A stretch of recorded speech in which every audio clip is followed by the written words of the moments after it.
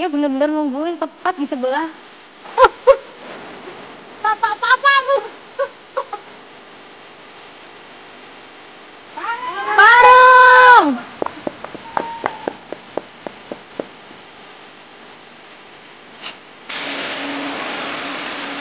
Nah, ini niranya sebelum bisa diolah menjadi gula merah harus dimasak terlebih dahulu.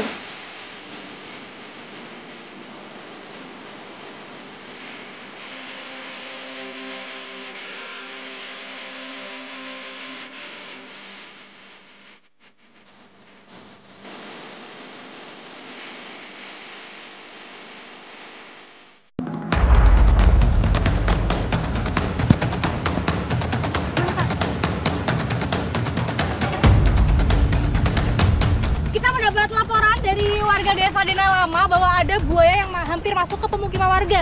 Nah, sekarang saya dengan tim rescue Kak Elisa dan Bang Ori akan mengevakuasi buayanya.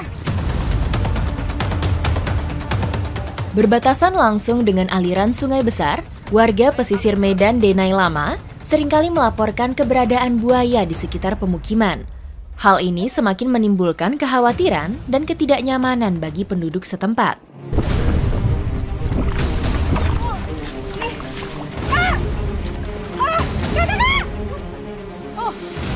Oh, dia lari kenceng banget. Kakak, hati-hati. Buaya yang ditemukan memang tidak terlalu besar. Mungkin ini ukurannya hanya sekitar 1 meter. Cuman agresif sekali. Ini menjadi salah satu akibat dari ketidakharmonisan hubungan antara manusia dengan alam. Sehingga penting untuk mengurangi aktivitas yang merusak habitat alami hewan liar, termasuk buaya. Oh, ini untuk mengikatkannya, bagian mulutnya harus terbuka dulu. Oke, ini dia. Dapat. Aduh, lepas lagi. Tuh, dia menyembunyikan bagian kepalanya begitu mau dibuka moncongnya untuk diikat. Paham dia, karena di situ bagian kelemahannya. Provokasi. Ada yang hilang ya. Ini mungkin dia merasa terganggu, buayanya. Waktu udah mulai diikat, mau kita angkat, dia berontak. Beruntung, dalam waktu singkat, tim berhasil mengevakuasi buaya.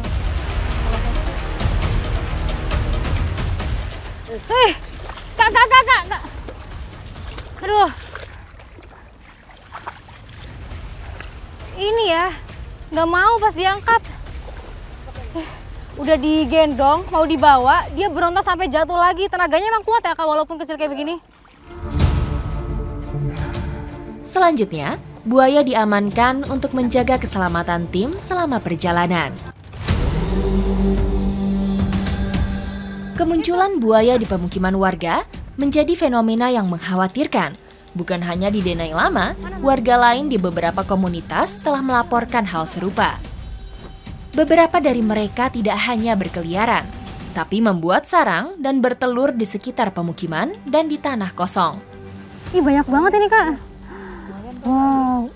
Tapi kalau kayak gini, buaya di sini nggak ya? Ada sekitar sini pasti. Pasti ada ya? Ini kayak bekasnya bekas lewat ya. juga, dan ukurannya mungkin besar sekali. Besar ya. Berarti bukan buaya dari buaya yang kita temuin tadi? Bukan. Bukan Itu masih ya? kecil.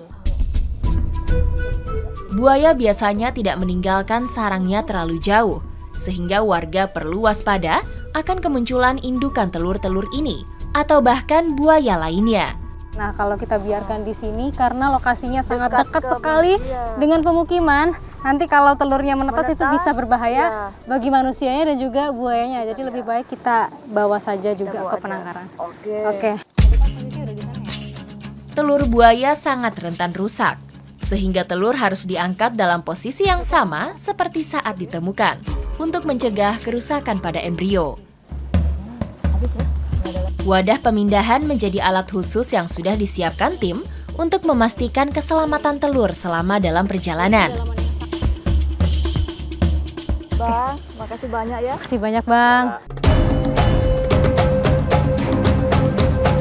Di perjalanan, buaya yang baru saja kami tangkap mengamuk dan terlepas dari ikatan.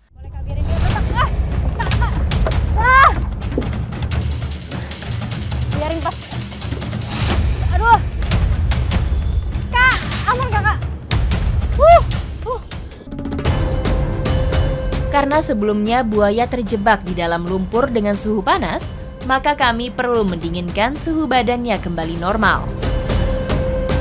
Kak Ori, dia berontak ya, butuh air. Hati-hati.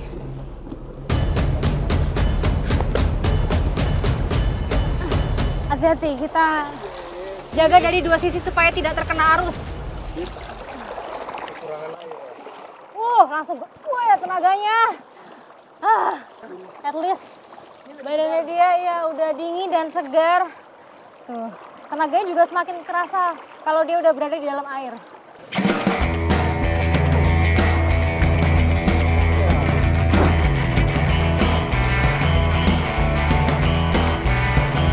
Proses penangkapan buaya memanglah sulit dan sangat kompleks, tapi dengan penanganan yang tepat, akhirnya buaya ini berhasil dievakuasi dan setelah ini kami akan membawanya ke penangkaran buaya Asam Kumbang. Ikuti jejak saya, jejak petualang.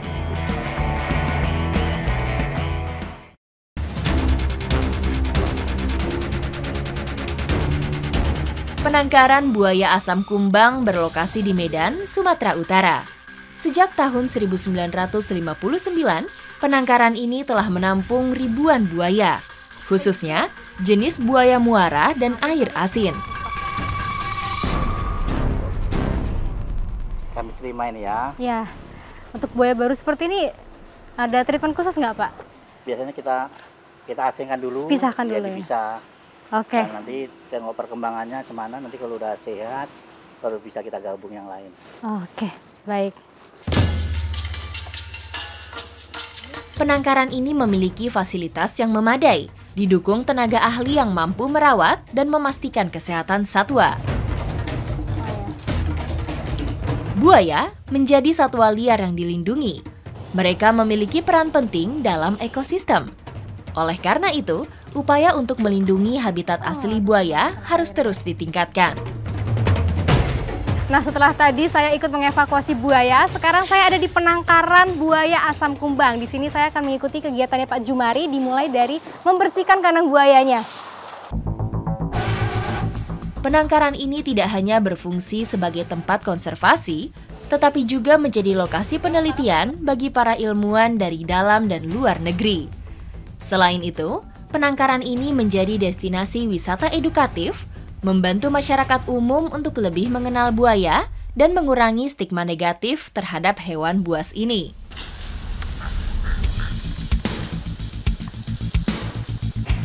Yang di sini nih semua jenisnya sama, buaya muara. Cuman walaupun sama-sama umurnya 4 tahun, ada perbedaannya nih. Beberapa ada yang besar, ada yang kecil juga, itu dipengaruhi dengan faktor genetik, atau yang besar-besar itu justru mendominasi, jadi bisa dapat makanannya lebih banyak. Saat ini tidak semua spesies buaya terancam punah. Faktanya, ada beberapa jenis buaya yang dapat bertahan hidup dengan sangat baik, termasuk buaya air asin. Sehingga perlu untuk mengelola populasi buaya untuk memastikan keseimbangan antara kebutuhan akan populasi buaya dan kebutuhan masyarakat setempat akan rasa aman. Sekarang jadwal makannya buaya-buaya. Kayak tulang kaki ayam. Tuh, dia udah mencium aroma makanan, langsung datang semua nih ke sini. Di penangkaran, kemampuan buaya untuk berburu sangat terbatas, sehingga penting untuk menyediakan kebutuhan makanan yang memadai untuk menghindari adanya saling serang antar buaya di kandang. Pak, katanya untuk mengusir buaya itu titik lemahnya ada di hidungnya ya Pak? Iya. Boleh Pak. Tadi dia mau ke sini. Oh, langsung mundur. Oh iya bener. Titik lemahnya ada di hidung, begitu dipukul dia langsung mundur. Dari atas kita kadang nggak bisa melihat ada berapa buaya di sini. Ini yang kelihatan kepalanya aja nih bisa. Ya, ratusan. Ratusan? Iya, ratusan.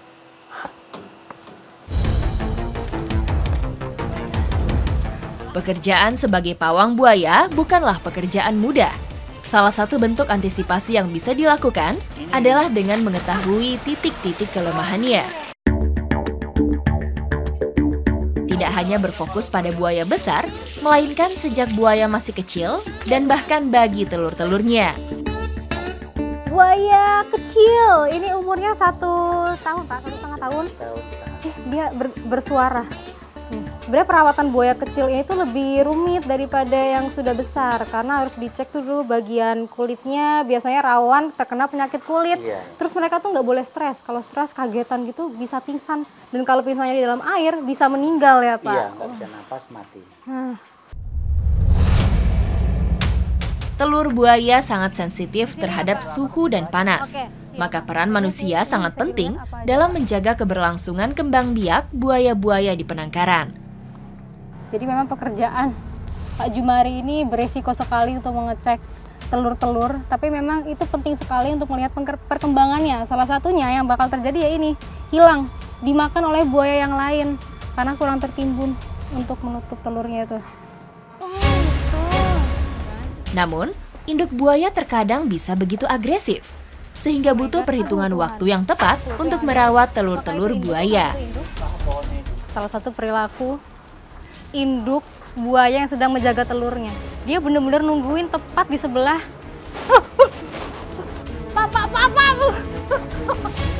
mau, Pak. Nggak mau. Kami memilih untuk memindahkan telur buaya yang sebelumnya telah saya evakuasi dari pemukiman warga.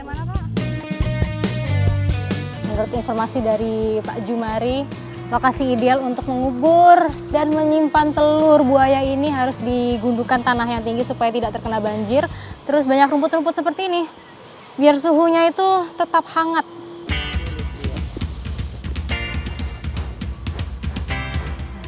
Saya hari ini belajar banyak sekali tentang kehidupan satwa buaya, dan dengan upaya pelestarian artinya kita juga peduli dengan keseimbangan alam serta makhluk hidup untuk masa depan. Ikuti jejak saya, jejak petualang.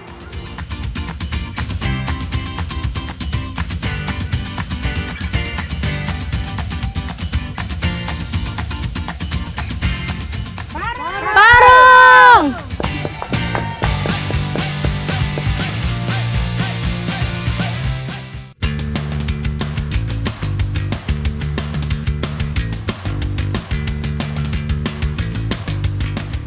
Kemenyan menjadi salah satu aspek penting.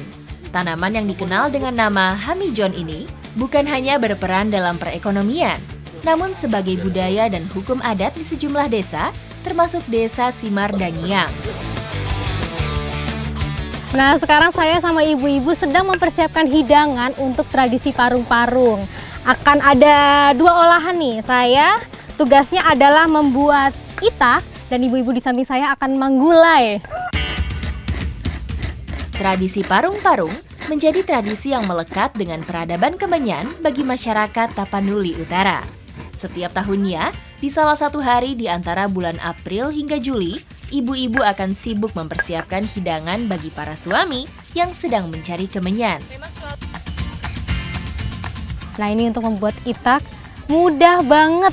Bahan-bahannya semua dicampur dari parutan kelapa, tepung beras, sama ini yang nggak boleh ketinggalan, gula arennya. Seberapa, Bu? Tambah lagi? Bahan-bahan yang digunakan dalam gulai ayam khas Sumatera Utara ini perpaduan berbagai bahan yang melambangkan kekayaan kuliner, budaya, serta alam Sumatera Utara. Sedangkan itak sendiri dibuat dari bahan pangan lokal hasil dari panen warga. Nah, itak ini tuh uniknya bisa dibikin 2 versi. Ada yang dimasak dulu, dikukus atau direbus ya, Bu. Bisa dimakan juga langsung seperti ini. Bu, saya cobain ya, boleh ya?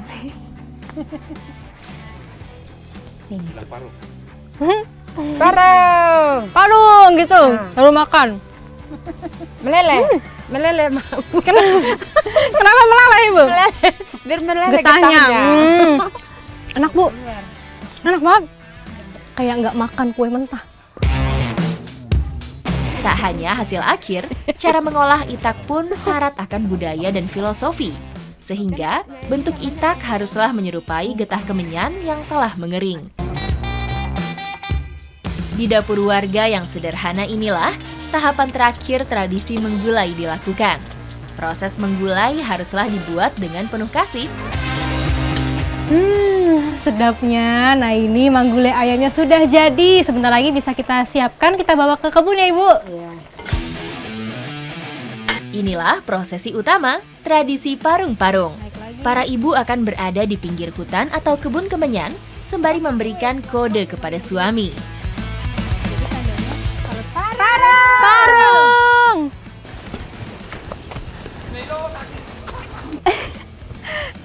Langsung disautin bapak-bapak. Jadi bapak-bapak yang di kebun nggak tahu kalau ibu-ibunya datang, semacam surprise kalau bilang parung gitu, tandanya kita akan makan bersama-sama. Parung!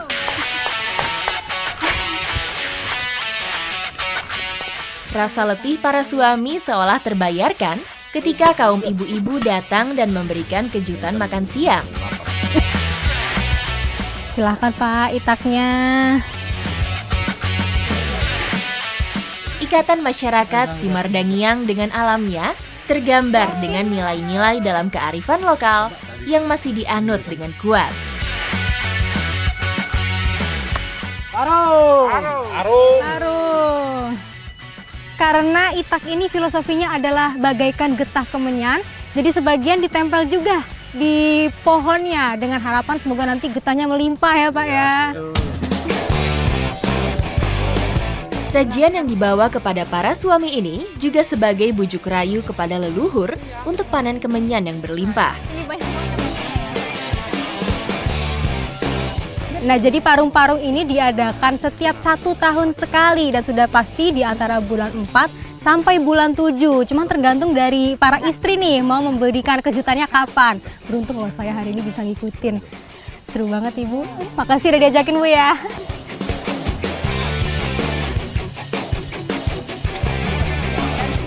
Pak Leon, mana yang bisa dimulai untuk manigi? Bagian sini kan? Iya. Atau ke atas lagi?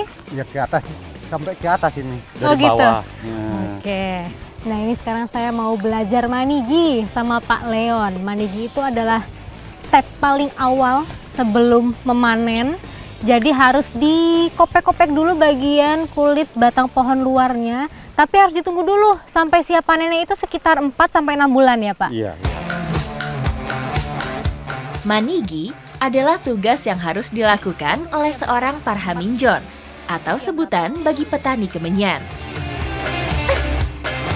Oke.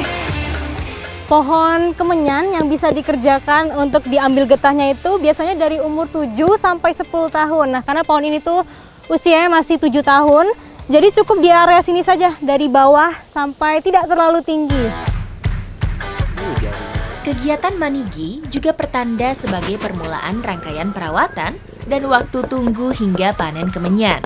Selama rentang waktu tersebut, wilayah tombak atau hutan kemenyan akan dirawat dan dijaga oleh masing-masing petani. Sudah Pak Leon, saya turun ya.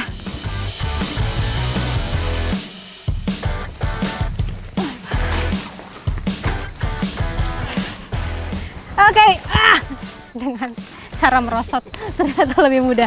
Ini dia pohonnya. Melimpahnya pohon kemenyan di sebagian wilayah Tapanuli Utara menjadi berkah alam yang luar biasa untuk masyarakat. Ini dia pohonnya, sudah bisa diambil getah kemenyannya. Yang ini lebih tinggi, jauh lebih tinggi dari pohon-pohon yang tadi. Umurnya 20 tahun lebih ya Pak? Iya. Wow. Masing-masing pohon kemenyan dapat menghasilkan getah yang berbeda-beda kualitasnya. Hal ini bergantung pada lokasi, cuaca, dan ketelatenan petani saat proses manigi. Nih getahnya, yang ini kualitas terbaiknya. Bisa terlihat dari warnanya nih putih sekali. Harum banget, aromanya harum banget. Ini tuh masih fresh, jadi masih ada aroma dari kayunya juga. Wah, luar biasa Pak. Saya ikut seneng ini dapat kualitas yang terbaiknya. Kualitas hasil pohon kemenyan bisa langsung terlihat saat getah sudah dipanen. Nah, ini dia. Besarnya. Ini juga kualitas nomor 1 ya Pak? Iyalah, iya. Lihat, lebih lebar dari yang tadi. Ini lebih bagus lagi, lebih bersih lagi. Semakin tinggi posisi saat manigi, hasil kemenyan yang akan dipanen pun biasanya akan semakin banyak dibandingkan manigi di bagian bawah pohon. Nah, biasanya petani kemenyan di sini untuk mengambil getah di kemenyannya itu bisa di berbagai tempat, bahkan ada yang di tengah hutan. Nah, karena jauh, bahkan bisa menginap sampai berhari-hari, bahkan berminggu-minggu. Karena peradaban yang sudah berlangsung secara turun-temurun, maka sejak kecil, masyarakat sudah dekat dengan kemenyan.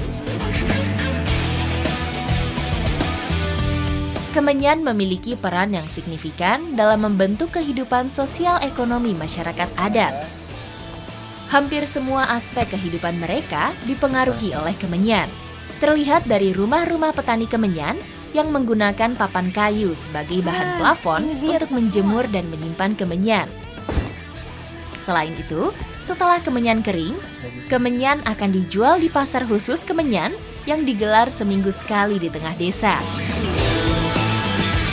Nah, ini dia suasana di desa Simardanyang, Tapanuli Utara. Para warganya sudah mengumpulkan ini hasil panen kemenyannya untuk dijual. Nah, jadi di sini tuh kemenyan-kemenyannya ditampung tapi juga disortir mana grade yang paling bagusnya sampai yang di bawahnya lagi. Harga kemenyan tidak memiliki standar yang tetap. Berbeda dengan produk lain, seperti kopi dan karet yang memiliki harga yang terdefinisi, harga kemenyan selama ini bergantung pada penentuan dari toke atau pembeli yang datang. Selain warnanya, ternyata aromanya pun juga berbeda. Emang ini terbaik sih, harum banget aromanya. Enak banget ini, Pak. Iya. Padahal belum diproses ya.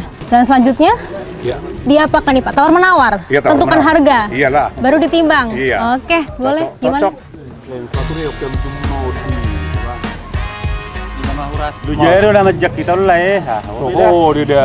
Masih dilakukan tawar-menawar. Tombak tuh tidak. Terlihat lama sekali diskusinya ini untuk menentukan harga. Turun mahamu, nak kok mau. Masih ditawar. Jadi, ono 10 mau. Itu malah asal jadi. Gimana Pak? Udah dapat harganya? 65. 7 lah. 7, oke. Berapa jadinya? 70.000. Oke, dapat 70.000 per kilo.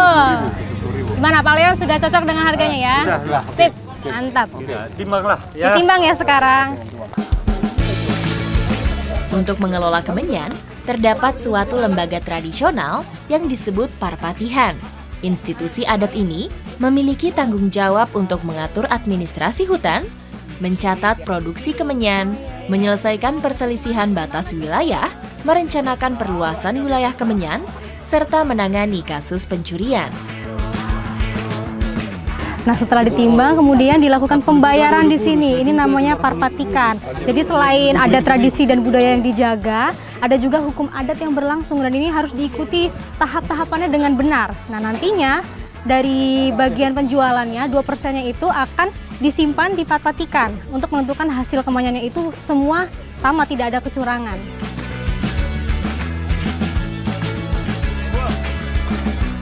Bagi masyarakat desa Simardanyang, menjaga hutan kemenyan bukan hanya sekedar sebagai mata pencaharian, tapi juga untuk menjaga tradisi, hukum adat, serta peradaban kemenyan yang ada di Sumatera Utara. Ikuti jejak saya, jejak petualang.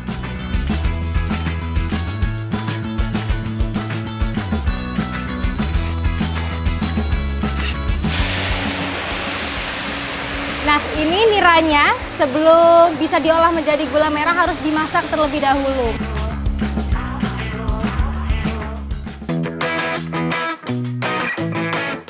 Industri kelapa sawit menjadi salah satu jantung perekonomian warga Indonesia. Namun tidak lepas dari berbagai tantangan, terutama terkait limbah yang dihasilkan.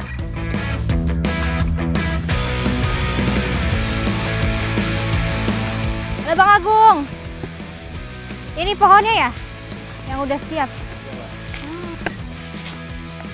Nah, biasanya pohon kelapa sawit lapuk itu kan dijadikan limbah, tapi berbeda bagi masyarakat Serdang Bedagai, justru di sini bisa dimanfaatkan menjadi produk turunan. Kira-kira apa? Ikuti jejak saya, jejak petualang. Inilah proses awal pengolahan limbah kelapa sawit. Limbah batang pohon ini nantinya akan diolah lagi untuk dijadikan gula. Gula dari limbah kelapa sawit diproduksi melalui proses yang inovatif dan ramah lingkungan. Namun perlu kehati-hatian untuk menghasilkan nira kelapa sawit yang layak olah.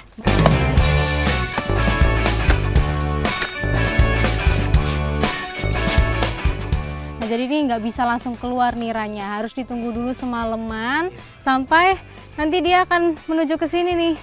Nah, ditutup juga supaya nanti tidak terkena air hujan dan keluarnya nanti lewat ini ya Bang. Seperti ada pori-pori ini, merembes lewat sini. Nih, tampilannya pori-porinya seperti ini. Bagian pohon kelapa sawit yang dapat diolah adalah bagian ujung atasnya yang sudah dibersihkan dan dipotong untuk mendapatkan air nira sebagai bahan utama pembuatan gula merah. Oke. Nah, karena pohon ini harus ditunggu dulu. Sudah ada pohon satunya ya Bang, sudah bisa kita ambil niranya. Kalau gitu kami duluan ya Bang Agung. Makasih, mari.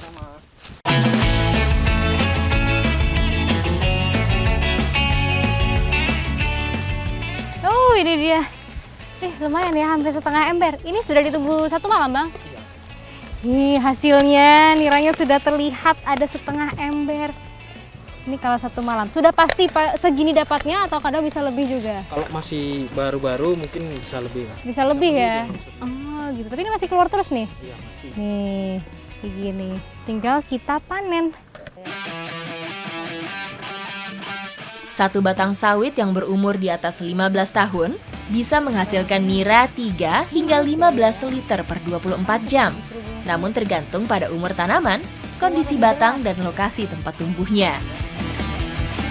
Menariknya, satu pohon kelapa sawit ini bisa terus digunakan selama 1 bulan. Iya. Mau Nggak kadang habis-habis, lebih bahkan lebih. Bahkan lebih. Tuh ada terus niranya, cuman yang begitu ya harus dipotong terus dan rajin-rajin di maintenance. Sudah aman seperti ini Bang? Baik, kita ambil lagi di pohon selanjutnya. Perlu ketelitian untuk mengetahui batang sawit yang masih produktif dan tidak. Salah satu penentunya ketika batang masih menghasilkan air nira. 2 ya. Saking saya nggak tahu ini pohon mana yang masih berfungsi dan tidak. Tiba-tiba ada di sini sebagai menemukan harta karun.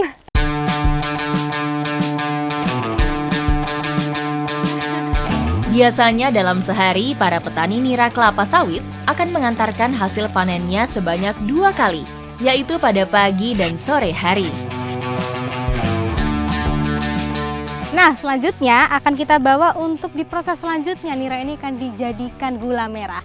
Iya Bang Dayak, kita bawa. Berat.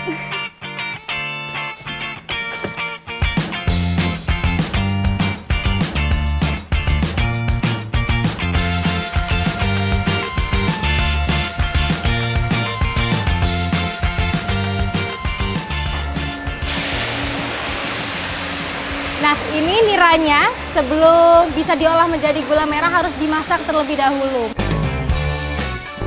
Pembuatan gula merah ini layaknya gula dari nira aren ataupun kelapa. Bedanya, gula sawit ini memerlukan tambahan gula pasir untuk menghasilkan rasa manis yang lebih kuat. Proses pelelehan nira dan gula pasir ini membutuhkan waktu yang relatif cepat.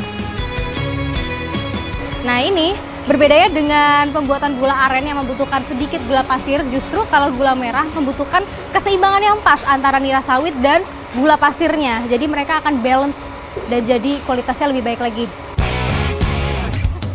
Dalam seharinya, proses ini bisa menghasilkan ratusan kilogram gula sawit. Gula dan niranya sekarang mau dipindahkan ke wadah selanjutnya. Banyaknya permintaan dan tahapan proses pembuatan yang panjang menjadikan usaha ini memerlukan banyak tenaga. Sehingga membuka lapangan kerja baru bagi masyarakat lokal sekitar wilayah Serdang Bedagai. Keringetan banget, Ibu juga berkeringat ini. Karena selain panas kerjanya harus cepat. Apalagi saat mencetak ini nih, keburu nanti gulanya jadi dingin sebelum dicetak.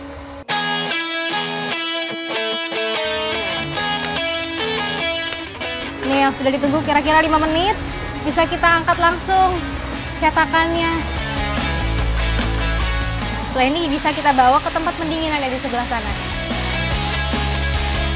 Gula kelapa sawit tidak hanya menawarkan rasa manis yang alami dan sehat, tetapi juga membawa dampak positif yang signifikan bagi ekonomi masyarakat di sekitarnya. Dengan memanfaatkan sumber daya alam yang sebelumnya dianggap sebagai limbah, proses ini tidak hanya mengurangi dampak negatif terhadap lingkungan, namun juga menghasilkan dan memberi manfaat bagi masyarakatnya. Ikuti jejak saya, Jejak Petualang.